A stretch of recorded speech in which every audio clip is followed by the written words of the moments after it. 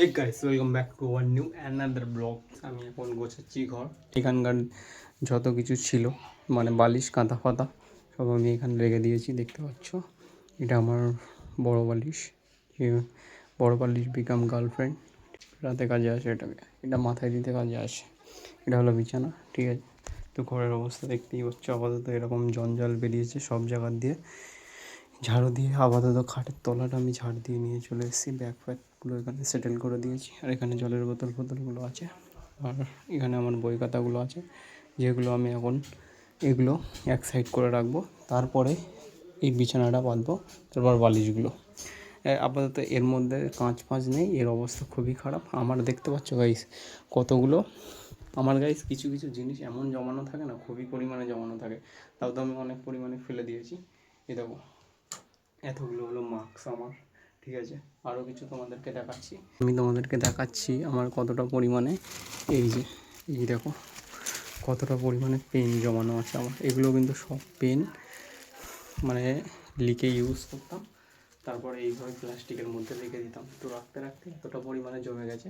এগুলো জাস্ট 10, 11, 12 এগুলো তখন থেকে তো রাখা শুরু করেছি।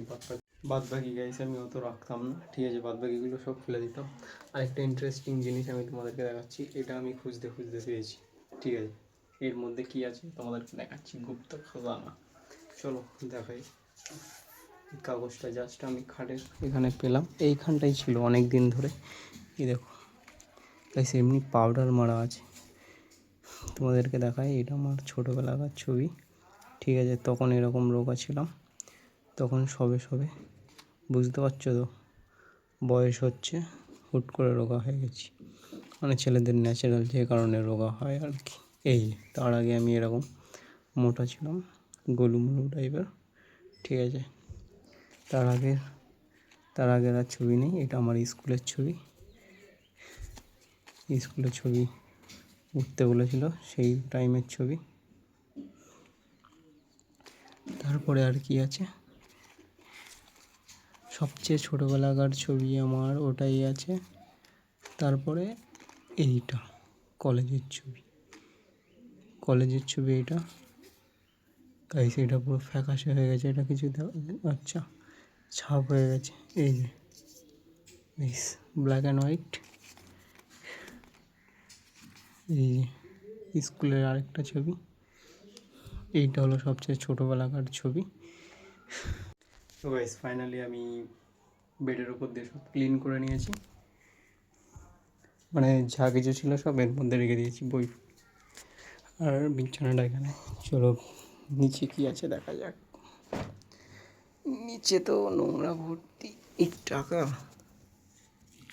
এটা দেখতে পাচ্ছ 200 টাকা, বাট এটা তোমরা দেখলে বুঝতে পারবে এটা নকল টাকা, ঠিক আছে।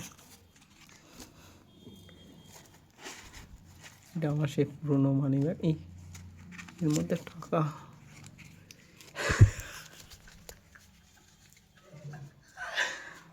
কতদিন এটা আমি ইউজই করি না, এটা জাস্ট এইভাবে রেখে দিয়েছিলাম। এটা যখন 1000 টাকা চলতো তখন একটা গল্পারে পেয়েছিলাম, মানে এমনভাবে পড়েছিল, গিয়ে তুললাম, বললাম টাকা পেয়ে গেছি, কপাল খুলে গেছে। তারপর দেখি না, এটা মানি ব্যাগ। খেলে এসে জল খেয়ে দেখেছিলাম একটা কলচাপ থেকে মানে, আর তার মধ্যেই আজকে 1000 টাকা ব্যাগ।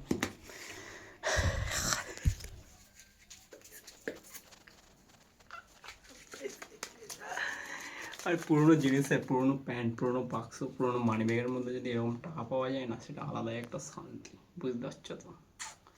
আর কিছু আছে কিনা, হ্যাঁ প্লেট পড়ে আছে, কাগজগুলো তুলে দেবো। তার মধ্যে এই কাগজগুলো পেয়ে গেলাম, এটা কিন্তু অরিজিনাল গাইস।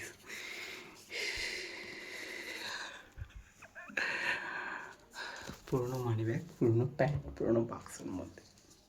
আগে 10 টাকা পেলেই খুশি হয়ে যেত। ফাইনালি গাইজ আমার রুম গোছানো কমপ্লিট, স্যানও কমপ্লিট আমার, ঠিক আছে। তো তোমরা দেখো, আমি এই কিছুক্ষণ আগেই গুছিয়েছি, তার মধ্যেই আমি আবার বালিশ কাঁথা সবই ছড়িয়ে ছিটিয়ে রেখে দিয়েছি, দেখতে পাচ্ছ। সব জায়গার জিনিস জায়গায় সেট করে দিয়েছি। বাট আমার ঘর গোছানো মানে বেকার, বুঝলে তো, কারণ ঘর গোছাবো সারাদিন ধরে, ঠিক আছে, আর 2 ঘন্টা লাগবে না, 2 ঘন্টা বেশি বলে ফেললাম, 5 মিনিট লাগবে না, ঘর আবার সেইকে সেই হয়ে যাবে, এরকম ব্যাপার। তো আজকের ব্লগে অবধি, টাটা বাই বাই।